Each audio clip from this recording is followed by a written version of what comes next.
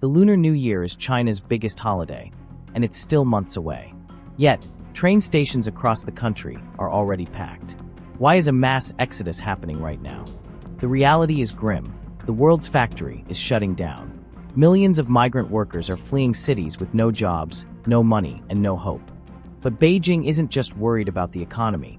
They are terrified that this desperate workforce could become a force of rebellion. What is the CCP hiding? Welcome to China Uncovered. It is already mid-December, with only 2 months left until the Spring Festival. However, the initial group of migrant workers is already back home. How can you spot a migrant worker? They are typically holding snakeskin bags. The majority of them are migrant workers. Doesn't this year's trip home seem a little too soon? The migrant worker rush has ended. The return home rush is starting. See how many buses are waiting right behind us. Daily, there is a steady stream of folks carrying big and little bags back to their hometowns. If you haven't reached Guangzhou, don't even bother coming. Stay home. Just stay home. Dongguan isn't the world's factory anymore. Wages are currently low and the population flow is under half of what it was before.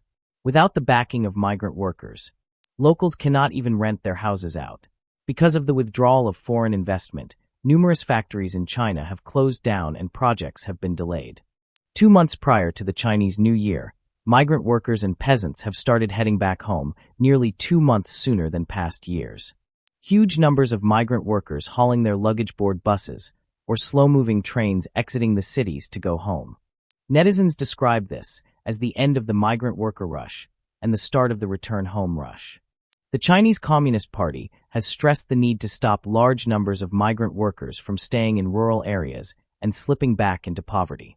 Analysts note that if a huge number of migrant workers slide back into poverty, they might rise up in protest when they have nowhere else to go. Exactly the scenario the CCP dreads the most. For those of you wanting to work in Zhejiang province, take a look. These are migrant laborers who went to Zhejiang at the start of the year and are now heading back home. This year, Zhejiang has been truly tough. Everywhere is packed with people hunting for work. A typical worker makes just $600 a month, which is roughly $2.50 an hour without food or lodging. This is the Shangchong bus station in Guangzhou. These folks are waiting here to catch buses to head home, because there is nothing to do in Guangzhou. More and more people are going back. Look, there is another bus here. They are preparing to go back. This year, the job market is such that even migrant workers might lose money. With no other option, these villagers have to choose to go home. Why are some migrant workers choosing to return home now? First, workers often don't get their payments. Some have been working for almost half a year and only received about $1,000 for living expenses. Second, many construction sites no longer need workers over 60 years old. Some sites even require medical examinations. Older people and those with health problems simply can't find work.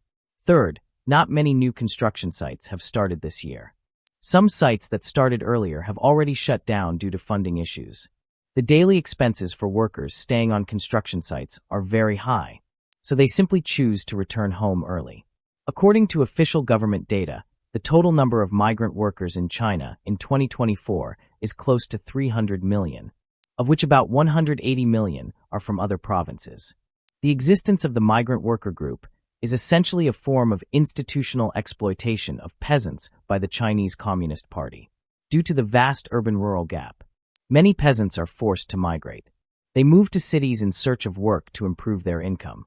Since the late 1990s, with China's rapid economic development, a large influx of rural residents has entered cities. However, due to the household registration system, the Chinese government has not provided help.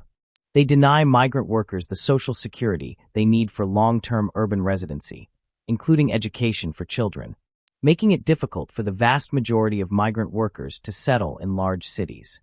This migrant worker said he was from Shanxi City, Henan Province, and was 60 years old. He only returned home every 6 months. During his lunch break, he chatted with a reporter. The reporter asked him, "How much is this meal?" "2 flatbreads and a bowl of soup." He said $1. He usually can't afford to spend on meals with his coworkers to improve their lives. The reporter then asked him how much he earned a day. He said $70. The reporter said that it was a good wage. He smiled bitterly and spoke. He said that he worked 14 or 15 hours a day, and sometimes the contractors even delayed paying him, making it impossible to get his wages, earning $70 a day. Do you know how many hours you work? 14 or 15 hours a day. 14 or 15 hours. No way. So, how much money can you save in a month? In a month. The problem is, who knows how much I can save? Whether he gives it to you is another matter. He usually only gives us a living allowance. How much is the living allowance a month? Equivalent to 2 or 3 days' wages. When will he pay you the rest of your wages? At the end of the year. He says the end of the year. But even then we might not get it. Look, they owe me $7,000 and won't pay. I can't get the money back. This migrant worker is from Menning City. His job is painting outdoors, earning $42 a day. Are you willing to spend $2? For a cup of milk tea? Never had one.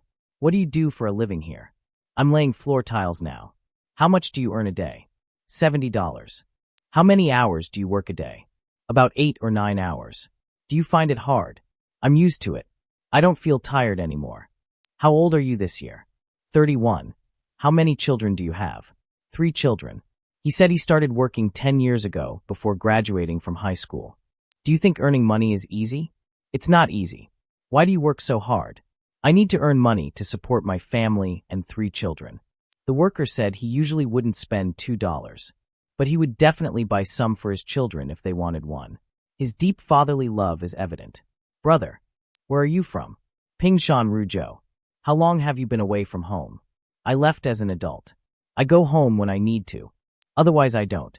It's been 20 years. How long have you been working here? I came here at the end of last year. Have you been working on this project ever since? I do odd jobs. I go wherever there's work, and I leave as soon as I'm done. How old are you this year? 52 or 53 years old. You're still young. Young. How often do you usually go home? About every 2 weeks. This man said he works an average of 10 hours a day, but there hasn't been much work this year. In total, he's only worked for half a year. Why is that?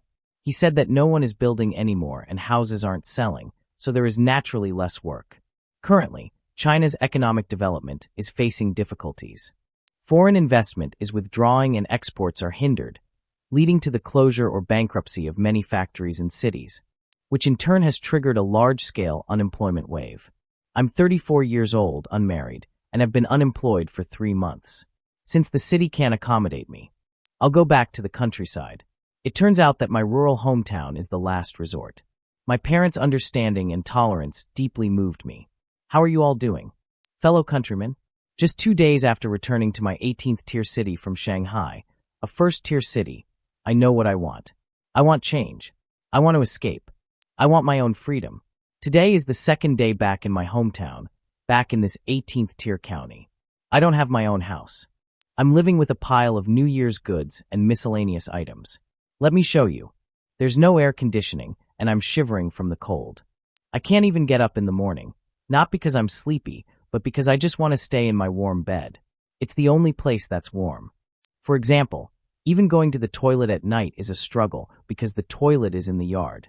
The blogger says that there's no bathroom for washing hair and showering, no readily available hot water, no takeout, and no private space of her own. What's around her? At only 26, she's constantly being pressured to get married. Some neighbors are nosy, always asking about her salary, whether she has a boyfriend, and when she's going to get married and have children. She says she finally understands what she wants, a space where she can think independently, a room where she can carefully decorate. The first day of the post-90s, unemployed person returning to the village. To retire. Unable to find work in the city. How many people have considered returning to the countryside? Yet they dare not go back. Afraid of gossip. What's there to be afraid of? Like me, just be thick-skinned. You can go back to your own home whenever you want. This blogger is 39 years old and has been unemployed for over 4 months. A few days ago, he called his mother, who lives in his rural hometown, and they chatted about everyday things. The mother mentioned that one of her former colleagues. He had worked in Shenzhen for many years, but returned to his hometown last year after losing his job and has been unable to find work since. She told me that a childhood friend of mine who had been working in Shenzhen for many years specializing in civil engineering design went back home at the end of last year and hasn't returned this year. spending almost 6 months back in his hometown. He wanted to help his parents with farm work, but it seems he can't because our generations can't really carry heavy loads. Foreign companies are starting to withdraw, and local companies are really becoming increasingly unscrupulous, offering extremely low base salaries and requiring a lot of overtime work with few days off. You've all seen the story about the Yetta shoe factory, right? You believe it? 213 full-time employees went on strike because their wages were too low. The factory had too many unexplained days off, and unstable orders forced them to stop production. For 3 days, hoping to force the company to adjust wages and guarantee employees a minimum wage. The boss was furious and fired them all. Business was disrupted, resulting in significant losses. The boss's reason was unexplained absenteeism. The employees probably felt the wages were too low, while the boss argued that the factory was unstable and hoped for their understanding. But now the boss and employees are on opposite sides. As we all know, many of our migrant workers' friends are engaged in heavy manual labor in cities, mainly in construction-related industries. However, over the past 2 years, there have been fewer infrastructure projects, leaving many migrant workers without jobs in cities. Without work, they still need to eat. They need to drink and pay for necessities in the city. So many people think about returning to their hometowns. In fact, when they return to their hometowns, they find that there are no suitable jobs there either. So they say, "I'll just lie flat in the countryside because the cost of living is relatively lower there." Back in November, the Ministry of Agriculture, the Ministry and Rural Affairs of the Communist Party of China held a meeting emphasizing the need to prevent large-scale returns of peasants to their hometowns and avoid widespread poverty due to peasants' unemployment. Some analysts suggest that the CCP's move may stem from a perceived potential crisis, that the current migrant worker population could evolve into a challenging force, challenging the CCP regime. Wu Xiaoping, head of the Overseas Chinese Human Rights Lawyers Alliance, stated in an interview with overseas media, "Whether it's the Jiangyu incident or the peasant protest in Hainan, the CCP has witnessed the rebellious consciousness and power of the new generation of peasants. Once these migrant workers rise up, it could ignite a widespread movement, ultimately shaking the CCP's rule.